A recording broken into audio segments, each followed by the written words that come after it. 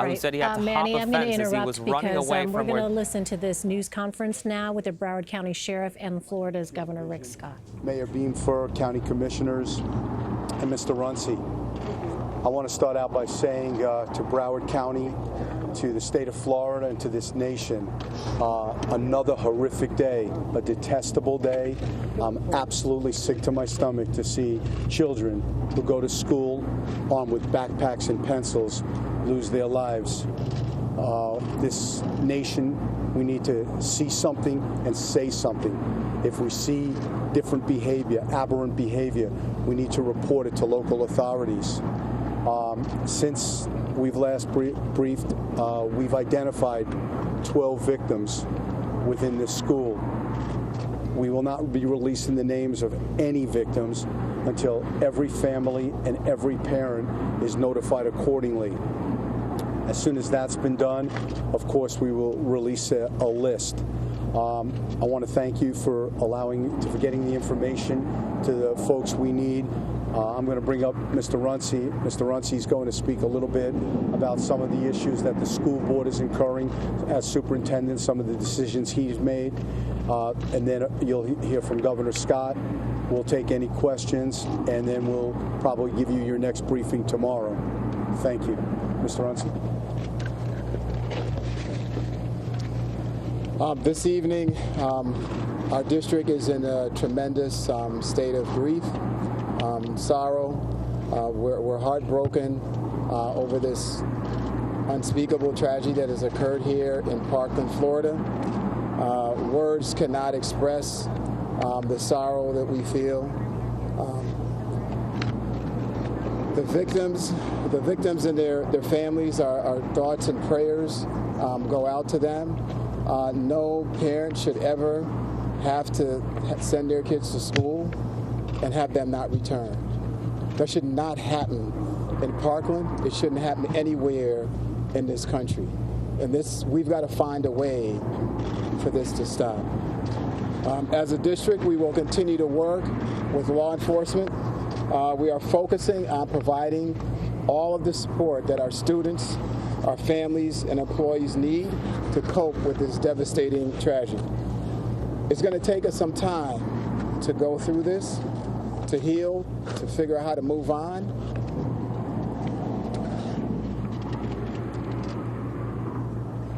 Some updates on Marjory Stoneman Douglas.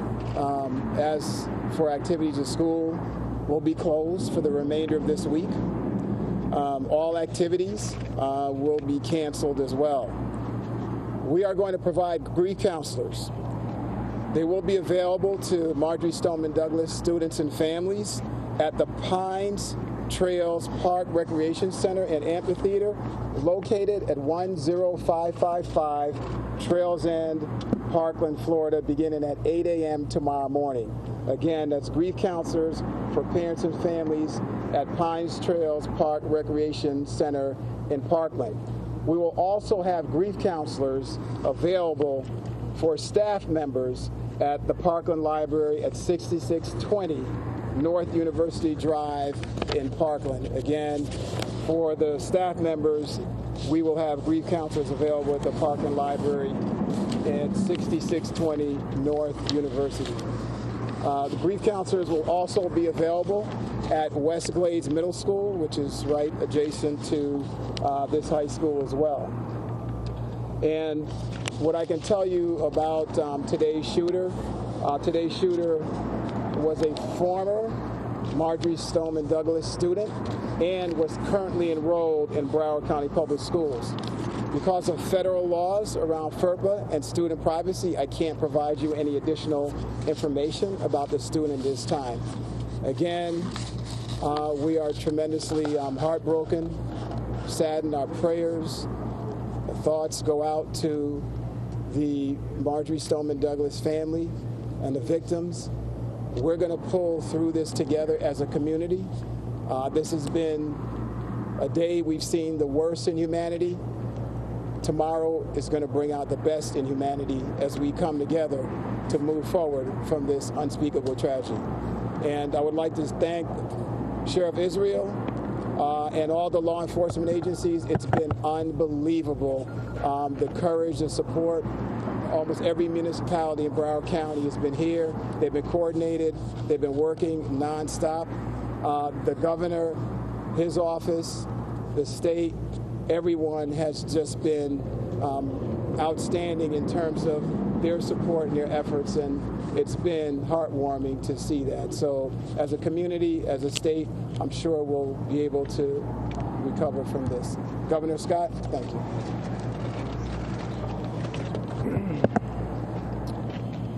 So as soon as you hear something like this is happening, the first thing you start thinking about the families. You know, you think about your own family. As a grandparent and a parent, the first thing you think about is, you know, God, I hope this never happens to my family.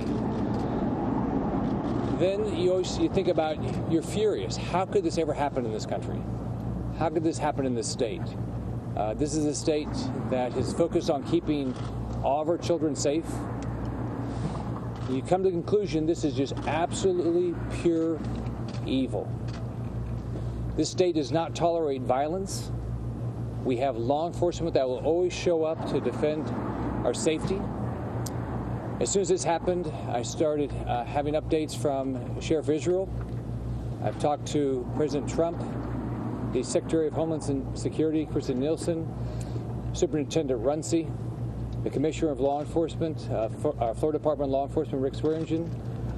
And I know everybody has worked tirelessly to make sure we do everything to keep everybody safe and to have a thorough investigation. My prayers are with everybody impacted. I can't imagine what the families that are sitting there wondering if they've lost a family member. They don't know yet. Those that do know they've lost a family member, I just can't imagine how their lives have been changed.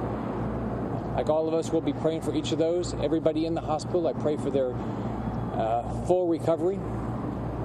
All the individuals that unfortunately had to go through this experience, I know that there's going to be grief counselors, and I'm sure it's going to be very, very difficult as they think through what happened and replay in their mind what happened. I just can't imagine going through that. After this press conference, I'm going to be going to the hospital to do everything I can with those families. I'm going to continue to let local law enforcement, the school district, everybody involved know whatever state resources are necessary. We will provide whatever resources are needed to do everything we can, either whether it's the investigation or help any family member that's impacted. Again, this is just pure evil. But I will be staying here in Broward County to do everything I can to be helpful.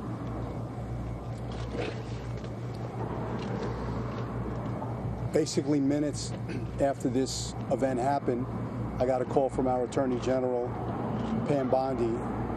Hours later, she's here. She, sadly, when I was speaking to her privately, she knows all too well about these tragedies. She was in Orlando in the aftermath of the Pulse nightclub, and she's come down here to help the families of those that lost loved ones. So I'm going to bring her up here to talk to you about some of the things that the Attorney General is going to do for our families. Thank you, Sheriff. Sheriff, I cannot thank you, the governor, and the FBI, Rob, how you've handled this. You've been incredible. Superintendent, FDLE, all of the agencies working together. It's a horrible tragedy, and sadly, we've been through this before. I was also out in Nevada for the mass shooting. In fact, one of the victims called me on the way here from the Nevada shooting and said, I can't believe this is happening again. She still has PTSD, and she was a survivor. The office, my office functions in a way, and this is what we're going to be doing. I have 5 advocates headed in right now. I will have at least 10 more tomorrow, driving in from all over the state. We will pay for the funeral expenses of these poor victims and do everything we can to help their families. The state of Florida, we will pay for counseling for the surviving victims. We will pay for students who need counseling. We will have the forms. It's paperwork that just must, a page that must be filled out. We bring it to the victims' families so they can get it done right now. Don't have to worry about the expenses. We will take care of it. GoFundMe reached out to me already tonight. They've been pulling off anyone. If you think you're going to scam people during this tragedy, you're not. GoFundMe, they're monitoring every every site that's popping up, and no money will be dispersed under GoFundMe until they know it's legitimate. So if you are donating to a crowdfunding site, GoFundMe is making sure that those funds will go to true victims and their families. We've also reached out to the funeral homes, the directors in Florida, who have been great partners through Pulse. We will not let funeral homes gouge us. The funeral home industry, they're sending down people tomorrow to help with the cost of the burial expenses for these victims. Sadly, we've all become a club that we never wanted to be a part of. Partnering with the FBI, and now this is our third time dealing with such a mass tragedy, but we will continue to work together as a team, as a family, and love and take care of all of these victims and their family members. That's why we're all here. Governor, thank you for everything you've done and always do for our state. Yeah, one thing the Attorney General's office does is they bring in victim advocates, and her and her team, they will go through and help each family that has impacted. So if you want, the best way is to reach out to the Attorney General's office. And we'll you have find advocates. our victims. That's right. In conclusion, in this beautiful town of Parkland, where I've lived up until a year ago, I've lived here with my family and raised our kids here for 10 years. We lost a football coach from Stoneman Douglas High School tonight. My triplets graduated from this very school. We had, I won't be releasing the name, but we had a deputy sheriff whose son was shot tonight, shot in the arm. He's at one of the local area hospitals. I'm being told he's being treated with non-life-threatening injuries, thank God. If you are on a website and you know something, or you've seen something, you see a person with rifles and weaponry, and you see something that's not right, you owe it to your family, you owe it to your community, and you owe it to law enforcement to make this a safer nation by calling up someone tonight. Call up the FBI, call up the Broward Sheriff's Office, call up someone tonight and let them know that you have information or something's not right. You can prevent a major tragedy like this devastation that happened in Parkland tonight. Any questions? Sheriff Phil Keating, Fox News. Can you provide more insight yet on the 17 fatalities, ages, how many were students, how many teachers, whether all of the parents have been in fact notified at this point, if in fact they do have a deceased son or daughter, and also motive? No. I'll repeat what I said earlier. 12 of the victims have been identified. Their parents are in the process of being notified. We're looking to ID. Some of these children had no ID. They left their backpacks. There were no cell phones, so we could trace them back. So we're in the process of identifying these children and adults, so their families can be notified. So I can't elaborate any more than that. Sheriff, have you identified all students, or is there anyone still missing? We have only identified 12 of the 17 that have lost their lives. Do you know of anyone missing, student body-wise? Yeah, they're all located, just not identified. Everybody's accounted for, but we're identifying the victims. Because we don't know the names of the The victims. bodies are inside But the you've school, accounted for no? all the Just students over the names. in some way, But the shape, or bodies of Yes. the 12 are inside the school, yes. Governor Scott, question for you. Today it's Parkland, it's Columbine, and everything in between. Are we all in society, politicians like you included, complicit when critics say we pay lip service to the great need for mental health care in this country, and when we're a nation of washing guns, when people like you are very pro-gun, don't want to see gun restrictions? When do you take a stand? Are you willing to take one now that it's happened in the backyard of your own state on mental health, Florida ranks poorly, and on gun control? What is your response?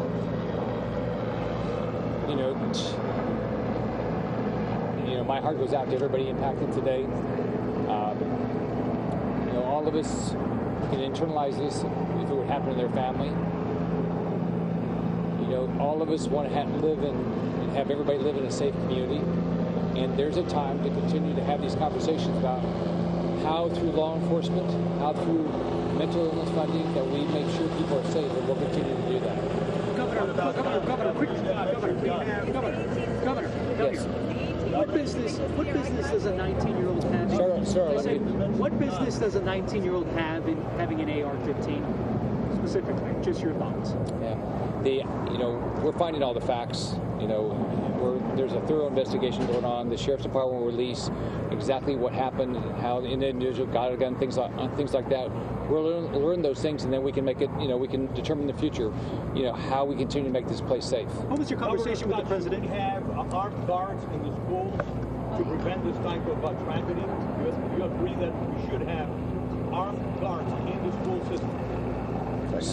Yeah, you want to answer it? If a person, I've said this over and over and over again, if a person is predisposed to commit such a horrific event, like go into a school and shoot people, if a person is going to drive a truck into a crowded area, if a person is committed to committing great carnage, there's not anybody or not a lot law enforcement could do about it or any entity could do about it. The only things we can do are train very hard. We have to train rigorously, and we do. We have to be able to mitigate. We have to be able to respond quickly so we can lessen the loss of lives. Certainly more money should go to mental health. I've said this time and time again. If we tear a knee up, we go to an orthopedic surgeon. If we have mental health issues, we need to be treated. But while people who are the victim of mental health illnesses in this country are being treated, in the opinion of this sheriff, they should not be able to buy, surround themselves, purchase, or carry a handgun. Those two things don't mix. So thank you for coming out here. I think we've answered all the appropriate questions, and tomorrow we'll update you again. And again, the most important thing is we need to pray tonight for these families. We need to pray for the victims. We need to pray for our communities, and we need to report anything we see that is different, that doesn't make sense, that's an aberration, that could help us prevent these mass tragedies. Thank you all. Appreciate it. Thank you. All right, Sean, that was... All right, we've been listening to a news conference there from various officials, including Florida Governor Rick Scott and the Broward County Sheriff Scott Israel, you heard a moment ago. Some new information that we have, the sheriff saying that all the 12 victims within the school have been identified. However, no names are going to be released tonight. We know that, of course, school and all activities there have been canceled. There are grief counselors that will be made available for those who need it, and that the suspect was a former student and was currently enrolled in Broward County schools. That's not a piece of information that we had before, that he was currently enrolled in Broward County schools. Earlier, we'd been told that he, in fact, had been expelled from that particular high school where the shooting took place. Governor Rick Scott characterized this as, quote, just absolutely pure evil. He said he had spoken to President Trump as well as the DHS secretary. And let's bring in our Manuel Bojorquez, who is standing by in Parkland, Florida. So, Manny, we have been hearing a little bit more information.